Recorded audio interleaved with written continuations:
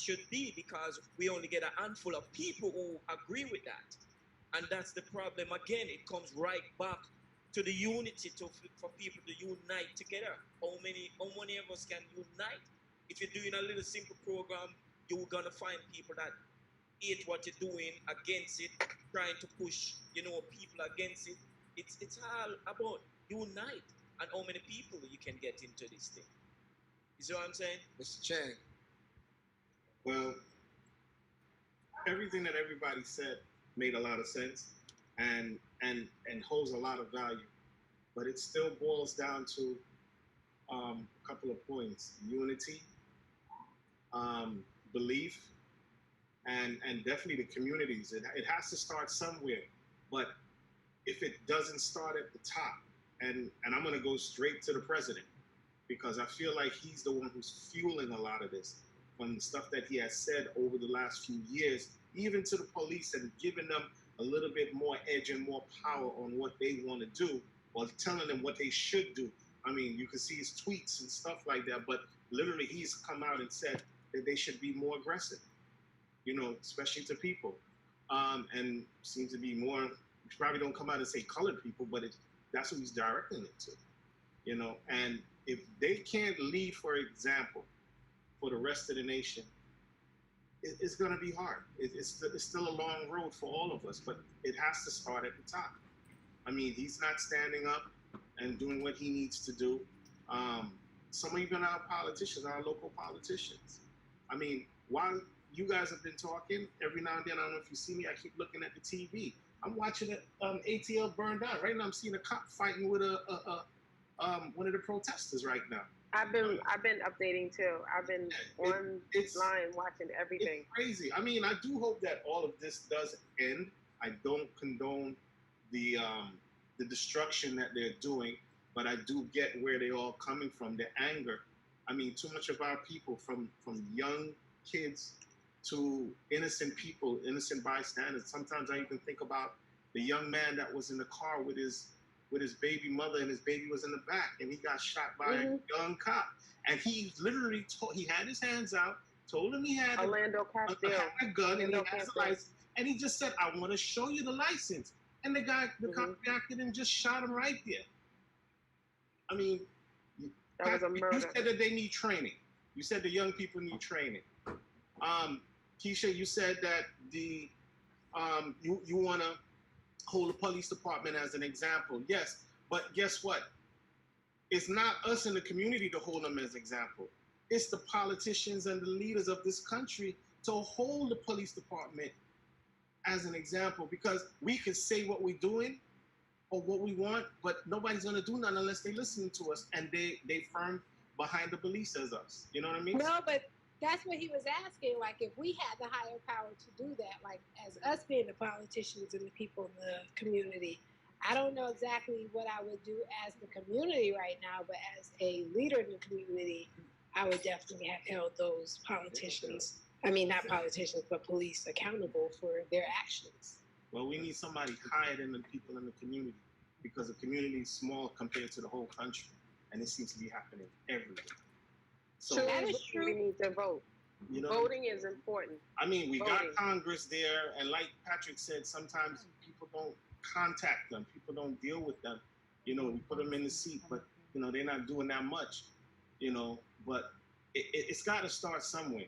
I don't care if it's the governor, the mayor, the local councilman in your neighborhood, or the city council. It's got to start somewhere. Somebody's got to stand up and fight for it. I mean, Black is saying, yo, somebody's got to push themselves out there and take that bullet, in a sense, which I kind of understand. Maybe not literally take the bullet, but, go to the front line. Yeah. If it means you got to go to the Supreme Court, if you got to go to the president, like how they at his gate right now, you know what I'm saying? Sometimes we got to do something. It's too many people hurting, and, we all have children. Izul will stand up. You know what I'm saying? We all have children. My brothers, I don't know if you saw one of my brothers walk by. My brother goes out every day and he does Uber Eats, and he goes into Long Island. And if you know, Long Island is predominantly white. He gets stopped by a cop regularly, even if he got the Uber sign on his glass. You feel me? So, and that's unfair. And he's delivering food. He's not bothering nobody. I went and did it one day, and I was there and I was messing with the app because I had just finished dropping off food for somebody. One of them Long Island cops pulled up on me, and they was just like, "Are you lost?" I didn't ask for help, so why would I be lost? You get what I'm saying? So, by any means necessary. Yeah, some you know, necessary. And let me tell you something. I think Trump fucked up first. For all, I don't know. I follow this belief. I don't know about everybody else, but I believe every individual should have a concealed weapon license, should learn to at least learn something with a firearm situation. I mean, that's true to the extent that you have it and they think that you're trying to shoot them with it and you're not trying to do nothing and you're allowed to carry it. Like, they shooting us unarmed regardless. Same way. Okay, shoot regardless. And I didn't say you're gonna get the firearm to start buck wilding, but you at least have to be one up. Okay, white America, down to the youngest kid when they get spit out. They train, okay? So if anything was to go down tomorrow, you are outnumbered. Jump, okay? Now, I'm not telling you to go out and get a gun and just start buck wilding, but you should at least learn how to load, learn how to fire, learn the safeties and everything, the laws, everything. Next thing, I don't know about anybody else, and this is just my opinion, my thing. The National the Rifle Association, NRA, they take care of theirs. White America, once you are an NRA member, you get a lawyer, you get all different things part of your membership. The difference with Black America, you get weapons that seals are scratched, or you know, a dude shooting at this dude and end up hitting the old lady over here because you don't know how to fire it right, or all these other stuff in between. Not only that, but for me, if I had the power, I'm gonna sit down with the police station, and part of your requirements to graduation, depending where this police station is located, you're not graduating until you have walked the streets and understand who these people are. Part of the requirements of graduation now is to understand the culture and to understand why things are the way they are in these neighborhoods, because a lot of them, they just have this notion that, oh, these people are just, it's the hood, it's the ghetto. That's just how it is. So I just gotta do things how I do it to just get by. No, you're gonna have an understanding, because if you don't have an understanding, you're not graduating. We don't need you in this academy, plain and simple. So you're gonna be held accountable for every single thing that you do. So don't think you're gonna get a hall pass when you start choking out this dude here, or you know, shooting this guy here and stuff like that. It's not going. It's an automatic charge.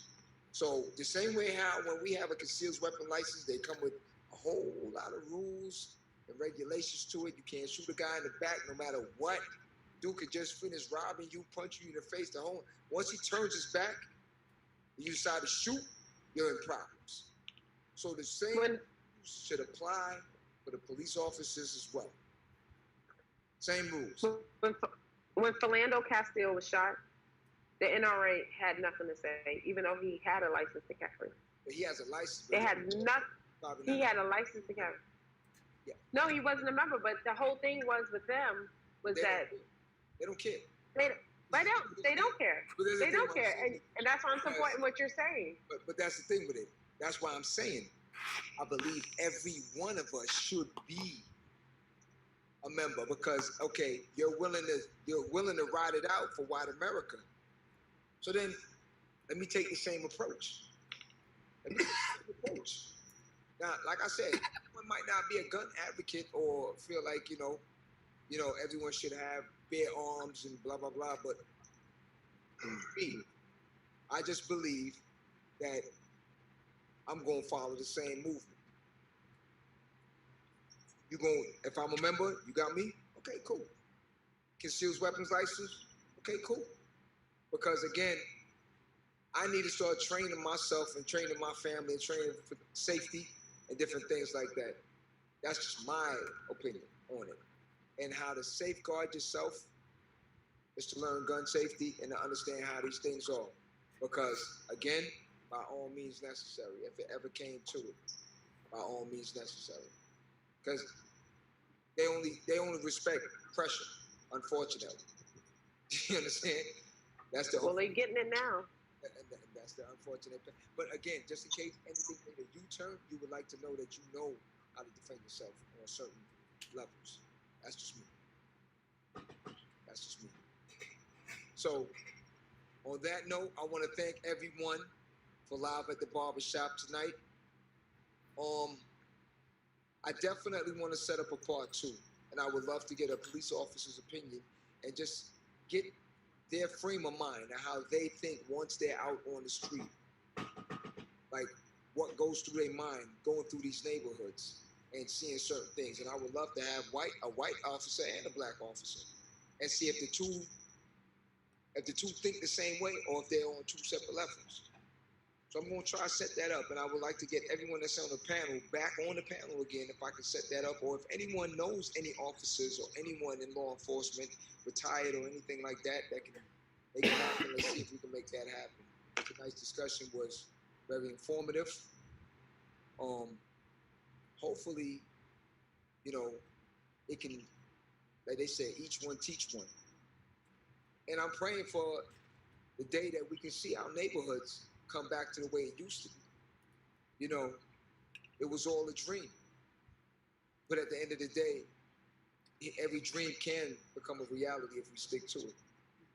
So I think for the black neighborhoods, if we can cease and desist with the sellout half of it and just police ourselves and better ourselves, we can get back to that Black Wall Street that used to be.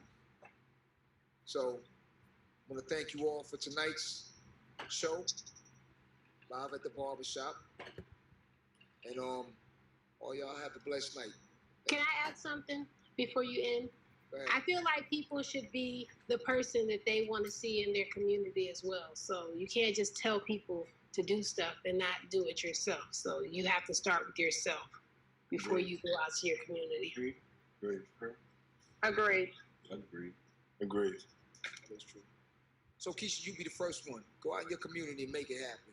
Go out. Well, I try to live the way that I want people. No, I live that way. Trust me. Every time I'm out, I'm talking to the kids. I'm trying to stop fights. Like, I've been doing this for a long time because I just treat people how I want to be treated, and I like my surroundings to be the way I like them to be. So anything around me that's not positive and doing the right thing, I try to put my ear out and talk to them. And I sit with kids daily, weekly. So trust me, I'm there already. All right, well, let's see if we can do something in the community, because that's what this whole platform was for. You know what I'm saying? And Pat, no.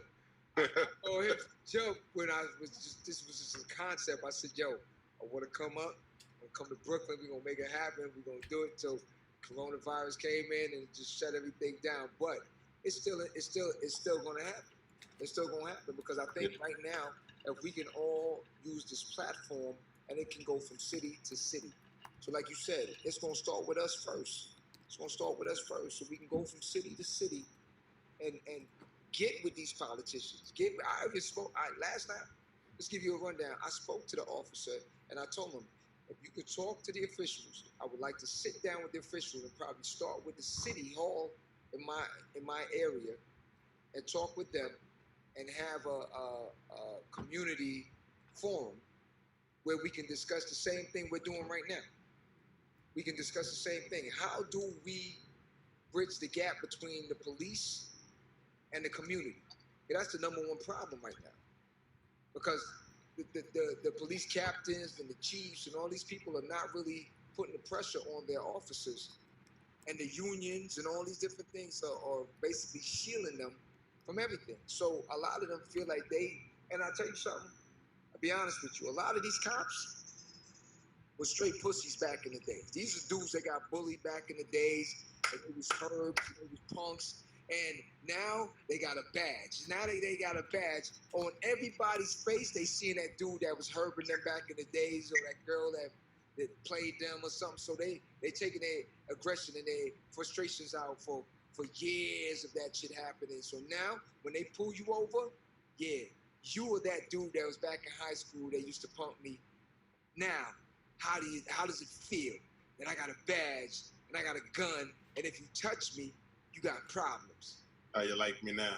How you like me now? You know what I'm saying? Because you know for sure. I know a couple of them.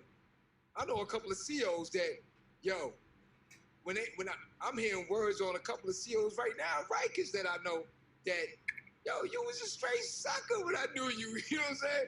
Now I hear that they over here just running amok, telling dudes how they, yo, I'll slap you up and I'll do this, and you sitting there like, yo, you talking about Charlie Black from back in the days? You know, like, yo, but it's the fact that you can't touch them.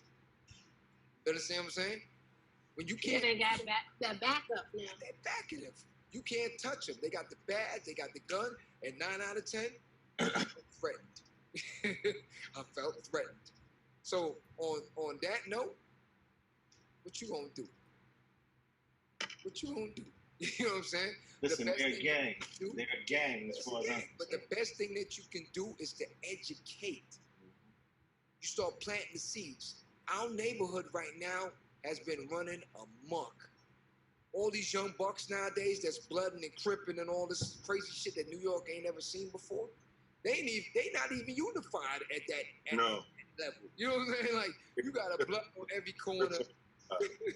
They're supposed to be Bloods and Crips, and not even unified in the Crips level, or in the Blood. So that alone in itself is crazy. You know what I'm saying? So again, it's just to educate and let them know, like, yo, my man, this is not even the move. This is not even the move right here. So again, if that right there, you got to take it somewhere else. We're not even trying to hear that stuff. If you're not grabbing a paintbrush, a book, or educating yourself or bettering the situation, you got to go. This is point blank. You got to go. They know ifs, ands, and buts. Because I know back in the days in Jamaica, it was the same thing. You raped, robbed, you did certain things, you got a couple of hours. And if you're still here, you probably won't be breathing after that. You know what I'm saying? And I know here in America, that's a little harsh. But back home, that's just reality. You know what I'm saying? And we police the community. We police ourselves. I've never even seen, besides military police, I don't even know what an ambulance or a courthouse or anything like that looks like, because I've never been to one back home. I don't know what these things look like. Now, when it comes to a tank, a Jeep, an M16, military police, or regular police, I've seen that. But again, that's only when things get crazy. A lot of times we police ourselves. If you robbed, you steal, you raped, you did any crazy shit in your community, you're out. You got a couple of hours. Well, remember, that's what the Crips and Bloods was created for. You know what I mean? They were community services, just like the Panthers were community services. But then when the drugs got involved and the money got involved and all that other stuff, CIA brought all that in. Again, here's the thing. I hear you with that, and I had a conversation with a friend of mine. She's from Africa. She said the same thing. And I tell people all the time, listen, but here's the thing, unless you grew up, a lot of us, maybe like me, Pat, Mark, a lot of us grew up in that crack, like we saw crack. We didn't see the whole slogan, crack is whack, you know, like we grew up in it. Like the first files get thrown, and before that it was tar, then crack. So we grew up in the crack era. So if you wasn't in that era, you don't even understand what we're talking about. It's all a movie for the rest of y'all. But again, a motherfucker can bring it to your doorsteps. You don't have to get it. You ain't got to sell it. You don't have to touch it. You don't have to fuck with it. You understand what I'm saying? And because they know that we crave the financial benefits of it. Yeah. You understand what I'm saying? Then they know it's an automatic. You understand what I'm saying? But just imagine if they came in. CIA could come in 1,000,000 times over. Just imagine if CIA came in our neighborhood and we kicked it back to them. Like, fuck that. We don't want that shit. Take it to the Asians. Then the Asians looked at them and said, nah, fuck, we don't want that shit either. Take it to the Jews. And the Jews said same thing. The Russians said the same thing. Where's it going to end up? No, but you know how it got in our community, though. They brought it into them dudes that we looked at with the big rims, all that other foolishness. They brought it in, and these dudes started bringing it in. Look at Rick Ross. Look at Rick Ross. There's a stereotype about Jamaica. No, but what I'm saying is, though, look at Rick Ross. Rick Ross was up there on the ranks. And look how much of that he brought into our community. And do you have to accept it from Rick Ross? No, but here's what I'm saying. We as a community, especially Black America, what we do is we look to these individuals, and they could be doing the worst crap in the planet, but we don't call them out for it because they did something for us. Oh, they did that for me. They did this for that. You know what I'm saying? But regardless of what, it's still tearing down our people. It boils down to a choice. Their choice. If they're going to do it, they're going to do it. If they don't, no, I know that. But here's the problem, though. Here's the problem, though. Just like a pimp can walk in the room and know which girl he can pimp. It's a psychological thing. So they know who is going through what, who's gonna get a little relief, who's gonna get this, and they give you that little joint, that little tick, and it rolls you in. Now you're stuck. Refusing. I grew up in Jamaica, and the stereotype Jamaica, everybody smoke weed. Me have 5 brothers, none of them on weed, and nephews. Voice just changed. Did you hear that? Oh, Pat, go ahead. It's all about financial gain. Everybody wants more. You know what I'm saying? And if you can get it for a low, and guess, see, this is where, this is part of our education coming up in the hood. Same way. You get something, you sell it for more, you re-up and do the same thing again and again. It's what we do with the flow. It's just like I told y'all earlier. We had number houses, we had all of that. But we kept that money in the community, and it worked for the community. But the thing is, when you do this and you hustle and you go outside the community and start buying other things, you're not helping the community. All you're doing is getting community high, and that's it. You know what I'm saying? And the community steals from the community to continue to get high, and then you keep selling to the same fiend, and that same fiend, you know, the only way he got that money or he got that item that you bought or pawned to him or whatever, it's because he stole it from somebody in the hood. That's where we need to stop at. You know what I'm saying? I agree with that. We got 3 minutes. I'm gonna tell a quick story. This shit is so crazy. The story is crazy. Now, I'm not gonna mention my man's name, but I'm just saying, Pat, you know, but Queens, you know, my man was big. He was known in Queens, hustle. But I remember I said to him, it was back in the 90s. I said to him, I went to Florida and I seen condos going for like dirt. Like, you was getting condos for $12,000, $20,000. I came back, I said, yo, and I mean this dude on a low scale, dude was hitting 10 stacks a week. So 40 stacks a month, tax-free. So I said to him, I said, yo, let me get some bread. I'll go down there, I'll purchase a couple of them for you. I'll manage them for you. Because you can't do this shit forever. You know what I'm saying? You cannot do this forever. He said to me, how much they going for? I said, it ranged. But, you know, I always go for the low-end ones, and then if it need fixing, I'll fix it for you or whatever. And fuck that. I'm good. So I said, yo, man, invest. You cannot do this forever. You need to invest. Buy some properties, land, something. Do something. He said to me, nah, I'm good. So a couple days later, he said to me, yo, that's what I'm going to do. I'm going to get a monkey. I said, a monkey? He said, yo, yeah, man. You know what I'm saying? Say, yo, everybody around ain't got picks, but fuck the game up. I'm going to get a monkey. Nobody around ain't got a monkey. I said, yo, you got to be fucking crazy yourself. I said, my man, first of all, do you realize what you do? Maybe you don't realize what you do because you've been doing it for so long, you don't realize. But the minute you get that monkey on your back, you got that monkey on your back. You got a target. Not only is the monkey going to be sitting on you, literally, but the monkey's going to be sitting on you. That is the worst shit you could ever think of. But that's just the mentality of someone that is making that type of bread, to have that mentality that he feels that it's never going to stop. It's never going to stop because I've been doing it for so long. Fuck it. Who's going to tell me any different? Black man hype too much. But that's the problem. Now, I couldn't even tell you where half that money is. You know what I'm saying? Gone. Starting all over again. And I know if my man heard the story, he gonna know exactly what I'm talking about. But at the end of the day, right now, if he had invested, God knows where he would be financially if he had invested back in the 90s. When you was buying a condo for 20 and the condo was going for 100 and something now. And if you had 2 or 3, 4, 5 of them shits or land, even better, you'd be all right now. You understand what I'm saying? Knowledge. Use the knowledge. They could drop it in our neighborhood 1,000,000 times over, and I don't condone hustling. But if you got to hustle to feed your family, do it. If you got a game plan, do what you got to do and get out of it.